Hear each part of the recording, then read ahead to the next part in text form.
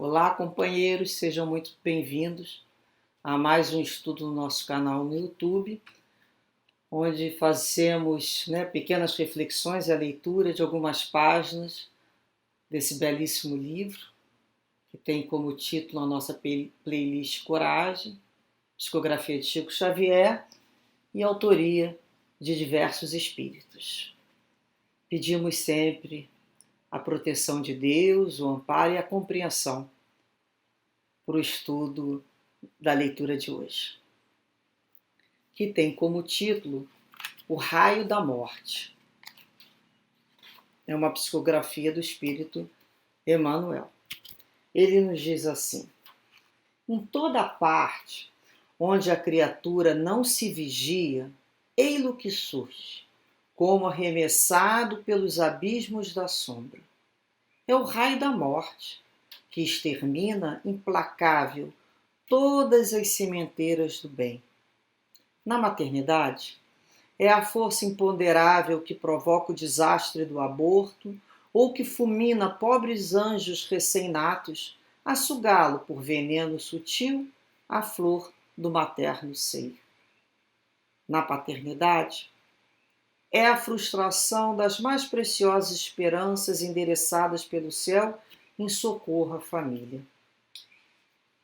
No lar, é o espinho magnético alimentando o sofrimento naqueles que mais amamos.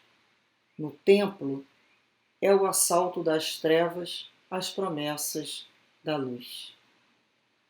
Na caridade, é o golpe da violência colocando o vinagre do desencanto e o fel da revolta no prato da ingratidão. Na escola, é a ofensa à dignidade do ensino. Entre amigos, é o azorrague de brasas crestando as bênçãos da confiança. Entre adversários, é um instinto que arma o braço desavisado para o infortúnio do crime. Nos moços, é a certidão de incapacidade para servir. Nos adultos, é punhal invisível, degolando sublimes ensejos do entendimento e progresso. Por onde passa, deixa sempre um rastro de lodo e sangue, lágrima e desespero, exigindo a mais ampla serenidade do tempo e o mais dilatado perdão para que o equilíbrio da vida se refaça. Esse raio mortal é a cólera onde aparece. Para conjurar-lhe o perigo, só existe um remédio justo: receber-lhe o impacto destruidor no clima do silêncio sobre a antena da oração. Emmanuel. Então ele está em toda parte, a cólera, a raiva, aonde a criatura não se vigia. Ele surge arremessado pelos abismos da sombra. Então, mais uma vez aqui a questão da criatura invigilante, com a mente deseducada, com os pensamentos soltos, sendo carregado pelo vento, sendo influenciada por A, por B, por C, e por não ter essa educação, essa disciplina de pensamento, ela está invigilante. Então ela é pega de surpresa. O invigilante é sempre pego de surpresa. Então surge, de uma hora para outra, como se arremessado pelos abismos da sombra. Porque as trevas têm 24 horas de plantão. E nos cabe estar vigilante. Então vai surgir. Então é esse momento, esse impulso da raiva. Então ele vai, aonde ele chega, ele extermina todas as sementeiras do bem. Então, por melhor que a criatura possa ter vontade de ser, uma moral ilibada, que a gente pode dizer, uma pessoa própria, mas quando ela se torna invigilante, desavisada, o momento de cólera, tudo que ela construiu de bom é como se fosse exterminado naquele momento, as sementeiras do bem. Então somos nós lá, que nos mantemos policiados, vigilantes, em oração, em prece, em estudo, pedindo a Deus. Daqui a pouco a pessoa deixa cair lá a nossa xícara. Nossa, aquela xícara e papapá, a gente, pô, foi a xícara. Mas tudo aquilo, aquela montanha de esforço para se manter sereno e pacificado através da prece, da oração, tentar, né, entrar na faixa dos amigos espirituais, quando cai uma xícara, quebra um copo ou qualquer outra coisa, a gente vai para baixo. Por quê? Porque a gente estava invigilante e a gente ainda está muito mais próximo do passado do que do futuro. Então é muito mais fácil cair, por uma questão de atração. Ainda. Então é quando chega aquele momento que dá raiva. Aí a pessoa explode. Aí colocou toda aquela conquista abaixo. Então ele mostra aqui as formas, né, como um raio de morte, em vários momentos que ela pode chegar, em vários instantes. Existem tantos outros. Então quantas vezes, né, entre adversário, aquele momento de raiva numa briga vai ter consequência um crime, do qual a pessoa vai se arrepender por tanto tempo. Porque muitas vezes na hora da raiva tem gente que quebra coisas, fica com raiva, joga as coisas no chão e quebra. Algumas coisas dão para colar, outras não. Ou então sai falando, vão quebrar o outro, estão quebrando o outro, porque na hora que você joga uma ofensa para o outro, você quebra ele em pedaços. E nem tudo dá para colar. E nem sempre vai valer o famoso desculpa, pô, foi mal, hoje eu não estou bem, não é assim? Pô, não sei onde é que eu estava com a cabeça quando eu fiz isso, você me perdoa. Alguns corações sim, outros já não mais. Porque às vezes a situação se torna constante. Todo dia é um pedido de desculpa. Toda hora. Tudo, mas já pede desculpa, sim. Mas já é momento, então, de saber que as palavras o vento leva. Então, algumas pessoas machucam o corpo da outra pessoa também. Chegam ao ponto da violência física, não só amada verbal. Até culminar numa fatalidade. E o quanto que vai demorar, aí ele fala aqui, vai deixar um rastro, né, de lodo e sangue. Lágrima e desespero. Vai precisar de muita serenidade, tempo, perdão, para que o reequilíbrio da vida se refaça. Ou seja, a vida estava numa determinada harmonia e nós atrapalhamos, desorganizamos a vida. Pela invigilância, nos permitimos o momento da raiva. Então, naquele momento de raiva, a gente vai precisar de muito tempo depois para nos reorganizarmos com a lei, porque é lei de Deus. Nós não podemos chegar na vida e desorganizar as leis. Então, toda vez que a gente infringe lei, nós vamos ter que reparar com a lei. Aquilo fica ali, aquela situação está marcada. É rastro mesmo. Então, tem gente que deixa pelo caminho flores, perfume, boas ideias. Outras pessoas deixam um rastro de sangue lodo por onde passa. Então, a presença dela já é um momento de inquietação.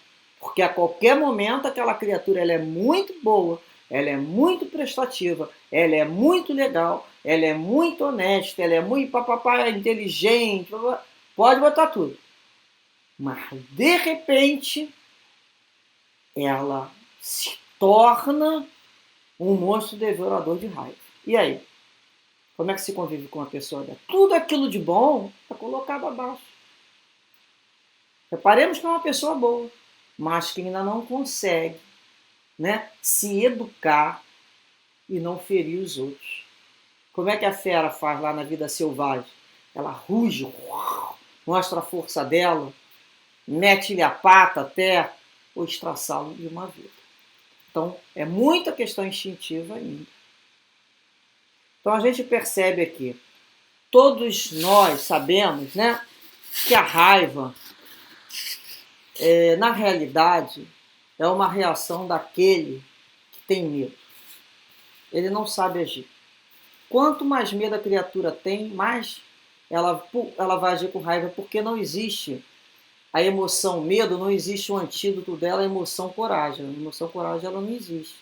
O que acontece é que a pessoa acaba, pelo um processo já de automatismo biológico, de priscas eras, ela sempre aprendeu a sobreviver no momento que ela tinha medo e paralisava ou fugia, nós fomos desencadeando um processo que a gente chama de raiva. A nossa musculatura fica toda eriçada, a gente fica todo tenso, né? Igual aquele bicho assim, pronto para atacar. Agora que eu vi, estou vestida que nem um tigre para atacar, não é assim? Então a gente se torna uma dessas figuras que quando a gente olha alguém fazendo isso, a gente fala, que triste figura, né? É feio, né? Mas somos nós de vez em quando.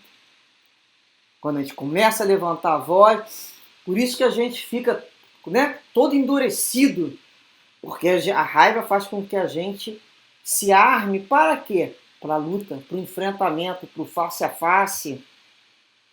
Já reparamos isso? Aí a gente tem que estar vigilante. Quando chega aquele ímpeto, o que ele nos fala aqui? Para conjurar-lhe. Olha só, conjurar o perigo que vem das trevas. Tem um remédio. Recebe esse impacto destruidor no clima do silêncio sobre a antena da oração. É aquela hora que a gente sente, né? A gente tem que, por isso a importância do autoconhecimento. A gente tem que se conhecer. Conhecer os nossos limites. Nós temos limite. Ah, eu não aguento fulano quando começa. Pô, então não vai. Então bota um fone. Então fica pensando, entra em vigilância. Às vezes nós temos que nos viver ou encontrar com pessoas que nos acionam o tempo todo esse clima de defesa, ou de ataque, ou de fuga. Então é a hora que a gente já não sabe. Quando chega em tal local, a gente já começa a sentir isso. A gente já não sabe que fulano de tal, quando chega próximo da gente, pode acontecer isso. A gente já não sabe quando vai reclamar de alguma coisa, na vida e fora de relação, no mundo comercial. O outro a gente não sabe o que vai falar pra gente. Ele tem que estar vigilante. Como é que a gente está em vigilante? Antes até, a gente já está em pressa, a gente já está saindo de casa em pressa, pedindo a Deus proteção, né? Para que a gente consiga o quê? Se dominar. Se perceber, segurar dentro de si sobre a antena da oração. Eu tudo posso naquele, né? Que é Deus, naquele que confia. Então a gente lembra de Jesus. Jesus, abranda meu coração, que ele seja mais dócil, Senhor, que ele não seja mais reativo, que ele já consiga olhar o outro que vem nos perturbar, porque o outro é só um instrumento. Podia ser A, B, C, o nome tanto faz.